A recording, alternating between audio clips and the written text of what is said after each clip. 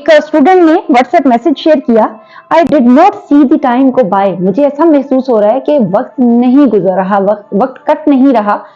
और बड़ा meaningful sentence है और हमें अंडरस्टैंड करने में मदद देगा कि दरअसल ये स्टेट ऑफ माइंड क्या है।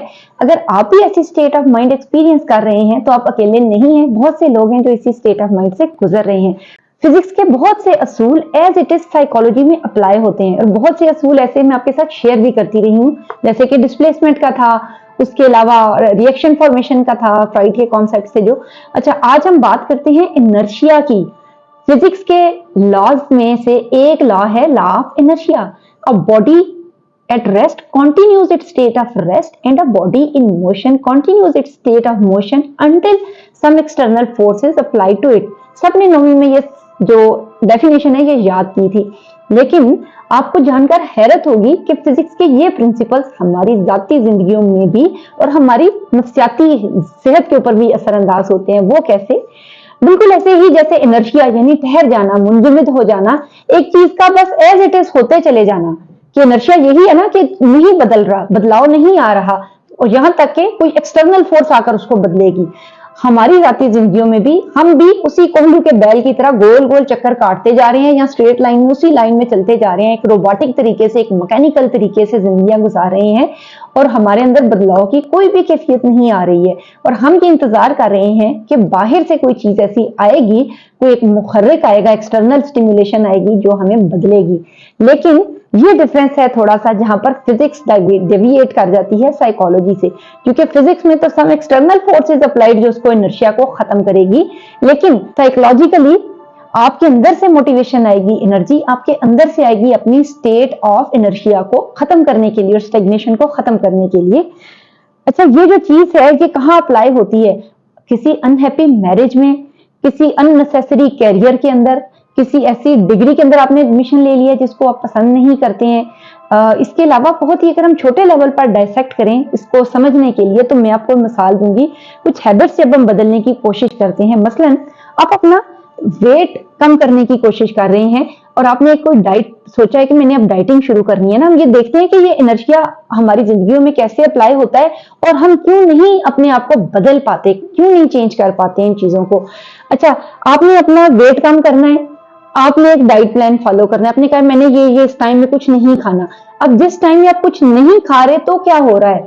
उसमें एम्प्टीनेस है ना, खाली है, आपका मैदा खाली है, तो उस एम्प्टीनेस को आपका ब्रेन भी भरना चाहेगा किसी भी चीज से। सेम वे जब हम इनर्शिया जो स्टेट को खत्म करने लगते हैं ना, उसको चेंज करना चाहते हैं, तो हम एक एम्प्टीनेस से भर जाते हैं जो दरअसल चाहे वो नेगेटिविटी है, कूट कबाड़ है, बैड हैबिट्स हैं, जंक फूड है या जंक ख्यालात हैं। थॉट्स भी जंक होते हैं ना, इसी तरह से खराब होते हैं। आपने इनसे जान तो छुड़ाई है, तो वो क्या है, वो जगह थोड़ी देर के लिए खाली होगी। जैसे मैं इस कमरे में से सारा फर्नीचर बाहर प्लेस कर दूं तो ये कमरा खाली हो जाएगा। तो सेम वे जब हम इस कैफियत से डरते हैं, इस एम्प्टीनेस से डरते हैं, जहां पर हम उस इनर्शिया के अंदर ही रहते हैं, नहीं जैसे है जो है ऐसे ही चलने दो, जो जैसे चल रहा है इसको ऐसे ही चलने दो, क्योंकि अगर हमने कुछ बदलाव लाया तो हम पता नहीं कैसे वो जिम्मेदारी ले सकेंगे, नहीं ले सकेंगे, हालात कैसे होंगे, पता नहीं खराब ना हो जाए। जो मैं नया फर्नीचर ला के रखूंगी वो पहले फर्नीचर से भी ज्यादा खराब ना हो, वो प्लेसमेंट ज्यादा खराब ना हो, तो जो हैबिट्स हैं वो मेरा मैदा कैसे इसको एक्सेप्ट करेगा। जैसे अगर हमने ईटिंग हैबिट्स बदलनी है तो आपका मैदा खाली रहेगा। अब थोड़ी देर में जब यही कोई टेम्पटेशन मिलेगी ना, आपको रेजिस्ट करना उतना ही मुश्किल होगा और आप बैक टू द केज चले जाएंगी। बैक टू द केज यानी यही बर्गर, पिज्जा, मिठाई, केक आपके सामने आया तो आप जल्दी जल्दी थोड़ा सा खा लेते, कहते हैं बस अभी खा लूं ना, बस कल से ये शुरू होगा। ऐसे होता है ना आपके साथ, हम सबके साथ होता है।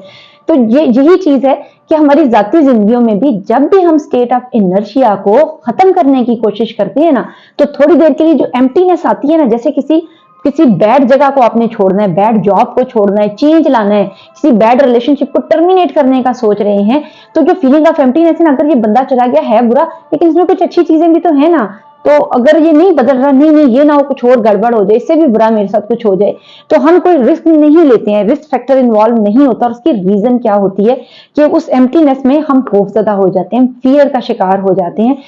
उसके साथ जैसे अभी वही बात है, मैं सबसे मेन एग्जांपल ले रही हूँ आज ना डाइट की, क्योंकि वो फिजिकल एग्जांपल है तो हमें समझ सही आएगी। हमारी डाइट कब सक्सेसफुल होती है? जब हमें डाइटिशियन से कहते हैं कि आपने रिप्लेस कैसे करना है, आपने डीप फ्राइड चिकन की बजाय आप एयर फ्राई ले लें।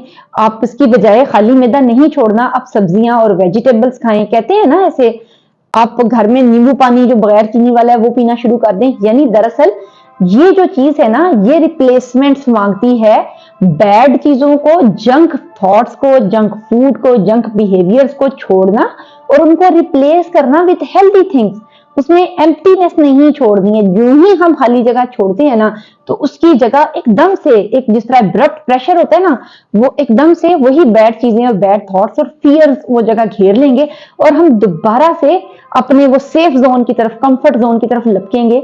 और चाहे हमें गैस लाइट किया जा रहा है रिलेशनशिप्स में, हम किसी जगह पर हरेस किए जा रहे हैं अपनी जॉब लोकेशंस में, हम किसी बैड कैरियर को जिसमें हमारी इंटरेस्ट नहीं है उसको परस्यू कर रहे हैं, तो हम उसमें चलते चले जाएंगे, हम उस दलदल में फंसते चले जाएंगे।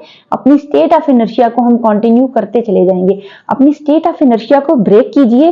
और ये हमें कैसे आइडेंटिफाई होगा कि हम स्टेट ऑफ इनर्शिया में हैं? जब ये फ्रेज था ना, ये बच्चे ने सिर्फ एक सेंटेंस लिखा, I did not see the time go by.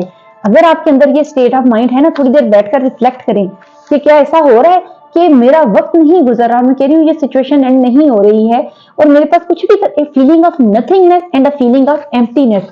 अगर आप ये एक्सपीरियंस कर रहे हैं तो थोड़ा रिफ्लेक्ट करें कि ये ऐसा क्यों महसूस हो रहा है। कोई ऐसी चीज है कि आप उस you are trying to escape the trap of inertia and you have to recognise it for what it is. तो वो है या नहीं है। लीविंग अ सिचुएशन और एंडिंग अ बिहेवियर और activity that is negatively affecting happiness, self-esteem or self-fulfillment risks the possibility of emptiness or behavioral or emotional vacuum. Emptiness is not energizing. ठीक है जी, कभी भी एम्प्टीनेस आपके लिए एनर्जाइजिंग नहीं होती है। अगर आप यही लैक ऑफ एनर्जी महसूस कर रहे हैं, एम्प्टीनेस महसूस कर रहे हैं, तो आज ही अपने स्टेट ऑफ इनर्शिया को थोड़ी देर एक्सप्लोर करने की और उसको खत्म करने की, टर्मिनेट करने की कोशिश करें।